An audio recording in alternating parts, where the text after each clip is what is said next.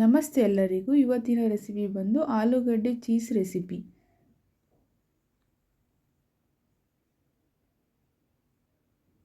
ಆಲೂಗಡ್ಡೆ ಚೀಸ್ ಮಾಡಲು 2-3 ಆಲೂಗಡ್ಡೆ ತಗೊಂಡು ಅದನ್ನು ನೀಟಾಗಿ ಆಲೂಗಡ್ಡೆ ಸಿಪ್ಪೆ ತೆಗೆದು ಅದನ್ನು ಒಂದು ವಿಷಲ್ ಬರೋವರೆಗೂ ಕೂಗಿಸಬೇಕು.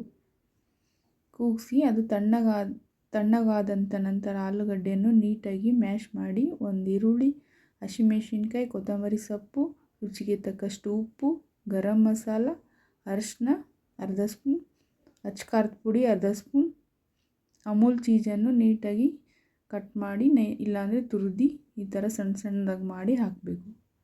ನೀಟಾಗಿ ಮಿಕ್ಸ್ ಮಾಡಿ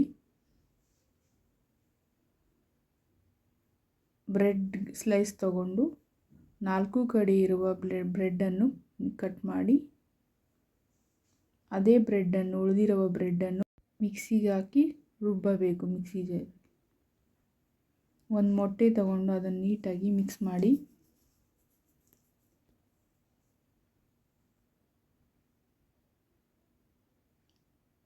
ಬ್ರೆಡ್ ತಗೊಂಡು ಈ ರೀತಿ ಮಾಡಬೇಕು, ಫೋಲ್ಡ್ ಮಾಡಿ.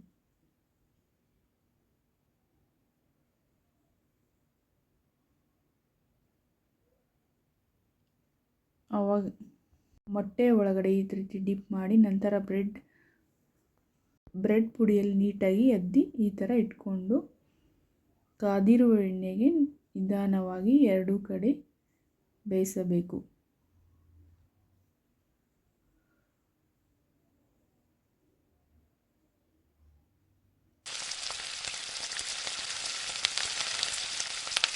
ಬಿಸಿ ಬಿಸಿ ಆಲೂಗಡ್ಡೆ ಚೀಸ್ ರೆಡಿ. ಸಬ್ಸ್ಕ್ರೈಬ್ ಮಾಡಿ, ಲೈಕ್ ಮಾಡಿ. ಬಾಯ್.